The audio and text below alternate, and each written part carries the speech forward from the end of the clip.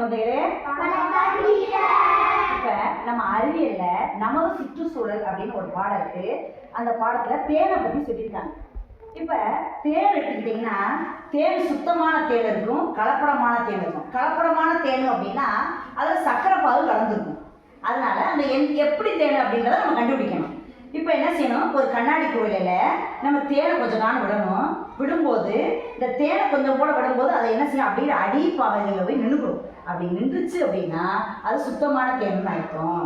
அது தண்ணியில் அப்படியே விட்டதுமே கரைஞ்சிருச்சுன்னா அது என்னது, கலப்படமான தேன். கலப்படமான தேனில் என்ன கலந்துருக்கும், சர்க்கரை பாகு கலந்துருக்கும். இப்போ நம்ம அதை கண்டுபிடிக்க போகிறோம். ஓகேவா?